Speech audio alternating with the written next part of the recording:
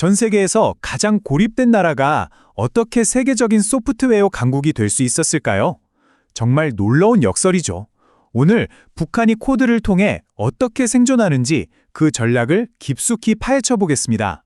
한쪽을 보면 온갖 제재에 묶여 고립된 나라인데 다른 한쪽을 보면 디지털 세상을 주름잡는 초강대국이라니 이 두 가지 모습 어쩐지 전혀 어울리지 않잖아요. 하지만 북한에서는 이게 바로 현실입니다. 아니 도대체 어떻게 이런 일이 가능할까요? 이 질문에 대한 답을 찾으려면요. 모든 게 어디서부터 시작됐는지 그 근원으로 거슬러 올라가 봐야 합니다. 자, 첫 번째 이야기는 바로 이 디지털 역설입니다. 이 역설의 한가운데에는 정말 믿기 힘든 사실이 하나 있어요.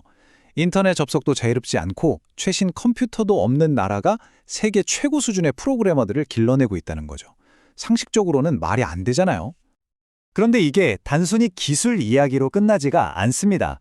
북한에게 코딩은요, 그냥 기술이 아니에요. 이건 외화를 벌고 제재를 피하고 엘리트 계층을 통제하는 말 그대로 정권 전체를 위한 하이브리드 생존 전략, 바로 그 자체입니다. 이런 거대한 전략이 하루아침에 뚝딱 만들어졌을 리는 없겠죠. 이건 시장 논리에 따라 자연스럽게 생긴 게 아니라 처음부터 철저하게 국가가 주도한 어떤 한 사람의 결정에서 시작된 프로젝트였습니다. 시간을 거슬러 올라가 1990년대 중반, 김정일은 이미 미래를 내다보고 있었던 것 같습니다. 21세기의 경쟁력은 프로그래밍과 수학에 있다.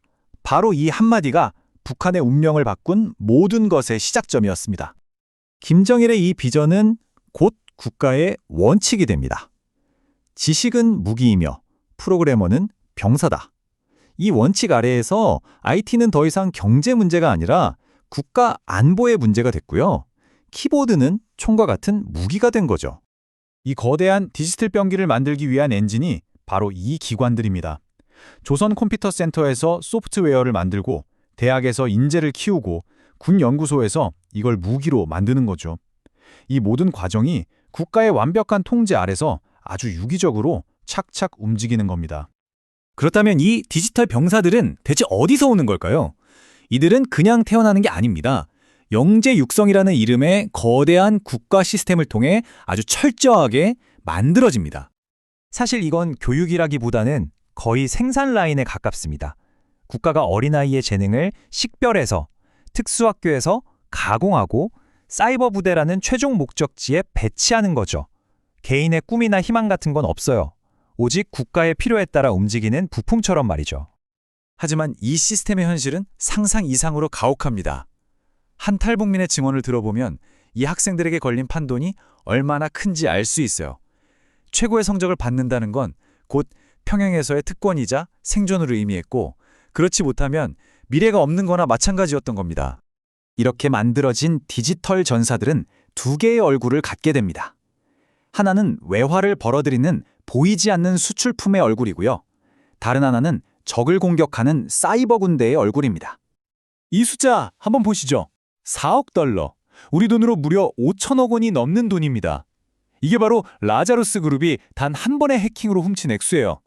북한의 사이버 경제 활동이 얼마나 거대하고 또 성공적인지를 정말 단적으로 보여주는 사례라고 할 수 있죠. 그리고 또 다른 한편에서는요, 훨씬 더 조용한 전쟁이 벌어지고 있습니다. 바로 보이지 않는 노동 수출이죠. 수천 명의 개발자들이 자신의 신분을 숨기고 전 세계 IT 프로젝트에 프리랜서인 척 참여하는 겁니다.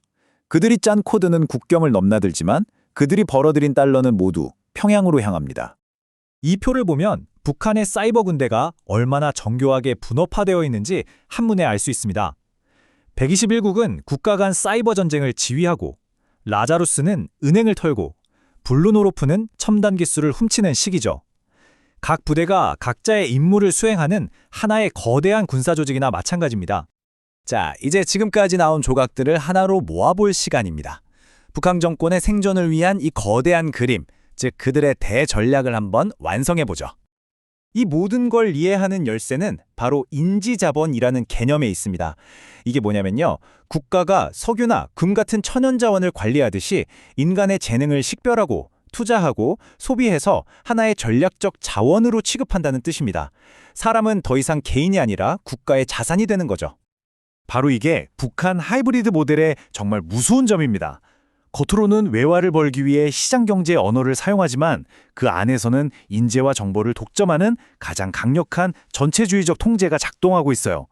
자유시장과 절대 통제, 이 모순적인 두 가지를 동시에 부리는 셈이죠.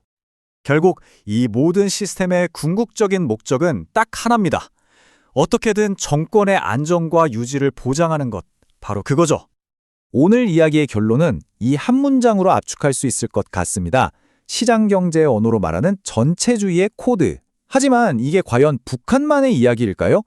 어쩌면 기술이 권력과 만났을 때 그 힘이 우리를 어디로 이끌 수 있는지에 대한 강력한 경고일지도 모릅니다.